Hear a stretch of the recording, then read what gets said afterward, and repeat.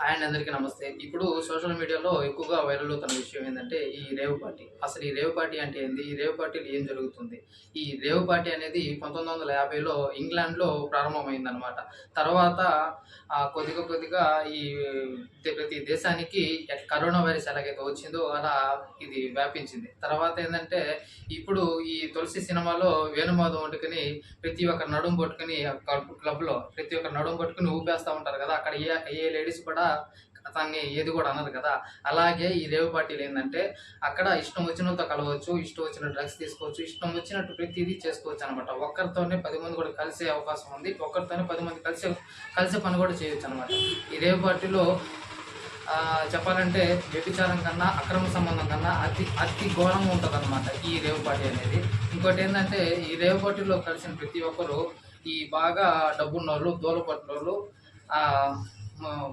తనకి చెప్పాలంటే చిలగొట్టినోళ్ళు.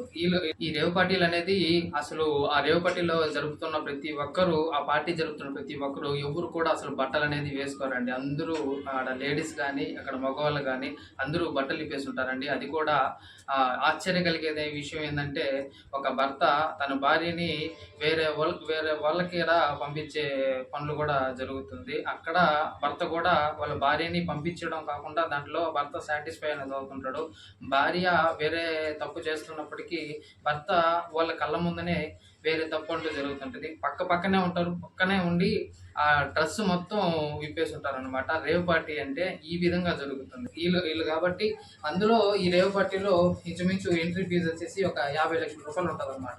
తర్వాత ఈ 50,00,000 కాకుండా అక్కడ ఏదైనా డ్రగ్స్ తీసుకోవాలన్నా, ఏదన్నా ఏదైనా తాగడానికి ఏదైనా చేసుకోవాలన్నా కూడా మనం ఎక్స్ట్రా అమౌంట్ అనేది పెట్టుకోవాలన్నమాట. అంటే డబ్బున్న వాళ్ళు. ఈ విధంగా రేవ్ పార్టీ అంటూ జరుగుతుంది. దీన్ని బట్టి మీకు అర్థమై ఉంటుందని నేను అనుకుంటున్నాను. నా వీడియో నచ్చితే ఖచ్చితంగా లైక్ చేయండి, షేర్ చేయండి, సబ్స్క్రైబ్ చేయండి. Thanks for watching. By for now.